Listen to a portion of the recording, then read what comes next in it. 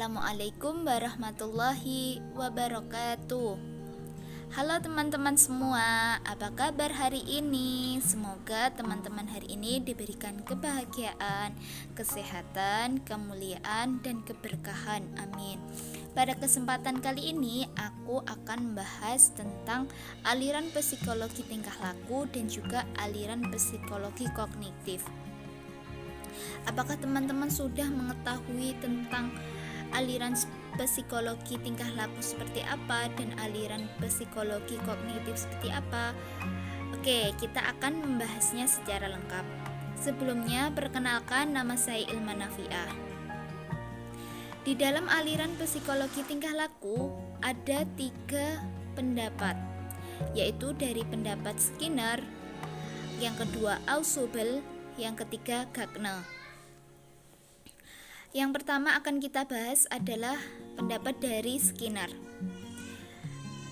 Pada pendapat Skinner ini ada 2 aliran psikologi tingkah laku, yaitu ada reward dan punishment.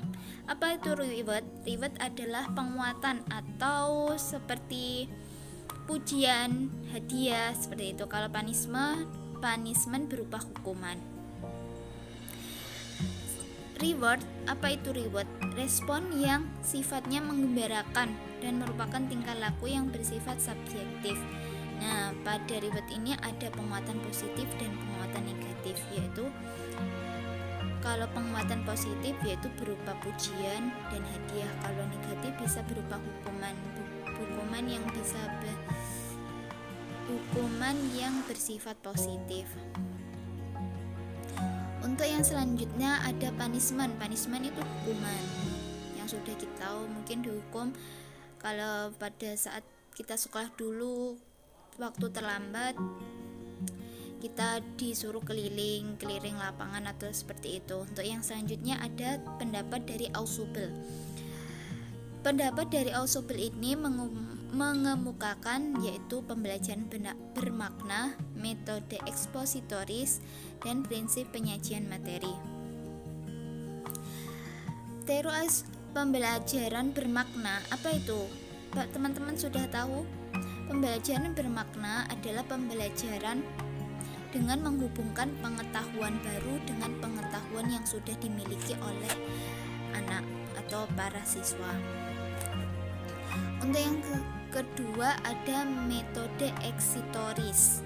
Metode eksitoris adalah metode yang sangat efektif untuk mentransfer hasil penemuan yang sudah lalu kepada generasi berikutnya. Untuk yang terakhir dari prinsip penyajian materi, yaitu ada 2 prinsip penyajian materi, ada 2 yaitu meaning learning set dan juga learning task. Meaning learning set merupakan sikap mental yang mendukung terjadinya kegiatan belajar bermakna. Untuk yang kedua, learning task, materi atau tugas tersebut terkait dengan struktur konektif. Konektif. Untuk yang selanjutnya ada dari pendapatnya Gardner, yaitu ada 2, yaitu fase kegiatan belajar dan juga jenis kegiatan belajar. Menurut Gardner, fase kegiatan belajar dibagi menjadi 4, yaitu fase aprehensif, fase akuisisi, yang ketiga fase penyimpanan, yang terakhir fase pemanggilan. Apa itu fase aprehensif? Pada fase ini, anak melakukan pencermatan terhadap stimulus. Yang sedangkan fase akuisisi, anak melakukan pemerolehan dan penyerapan materi yang sudah diberikan oleh guru. Yang selanjutnya ada fase penyimpanan, yaitu pada tahap ini anak menyimpan hasil kegiatan belajar yang sudah diajarkan oleh guru. Yang keempat ada fase pemanggilan. Pada fase ini anak berusaha mengambil kembali hasil belajar yang sudah dilakukan atau sudah yang diperoleh dari hasil kegiatan belajar itu. Untuk yang selanjutnya ada jenis kegiatan belajar. Menurut Gagna, jenis kegiatan belajar dibagi menjadi 8. Yang pertama, belajar isyarat. Yang kedua, belajar stimulus respon. Yang ketiga, rangkaian gerakan. Yang keempat, rangkaian verbal. Yang kelima, belajar membedakan. Yang keenam, belajar konsep. Yang ketujuh, belajar aturan. Yang kedelapan, pemecahan masalah. Yang kedua yang akan saya jelaskan adalah aliran psikologi kognitif. Pada aliran psikologi kognitif ini ada 4 pendapat, yaitu pendapat dari Piaget, Brunner, Vygotsky, Van Hill. Menurut Piaget ada 4 tahapan kognitif, yaitu yang pertama sensori motor, yang kedua praoperasional, yang ketiga operasional konkret, yang keempat operasi formal. Pada tahap sensori motor, anak mengenal berbagai hal yang bergantung pada gerakan alat indera. Untuk yang praoperasional, pada tahap ini anak tidak lagi bergantung pada gerakan tubuh. Anak sudah menggunakan pemikirannya dalam berbagai hal.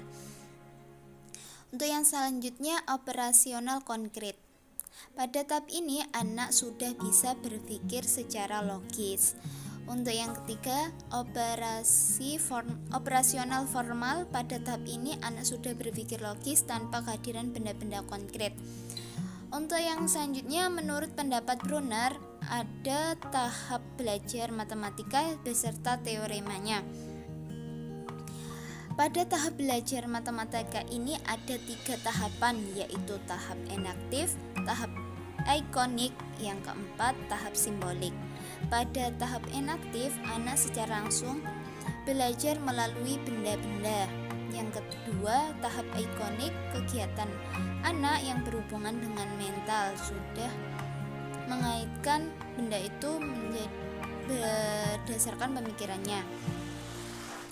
Untuk yang terakhir, tahap simbolik, di mana anak sudah memanipulasi simbol-simbol dan lambang-lambang. Yang kedua ada teorema. Teorema menurut Brunner dalam belajar matematika ada teorema konstruksi, teorema notasi, ada yang ketiga teorema konstransan dan variasi, yang keempat teorema konektivitas. Untuk yang ketiga menurut Vygotsky, yaitu pembelajaran itu berhubungan atau menekankan pada sosial kultural. Menurut Vygotsky, interaksi sosial merupakan faktor terpenting dalam mendorong atau memicu perkembangan kognitif seseorang atau peserta didik.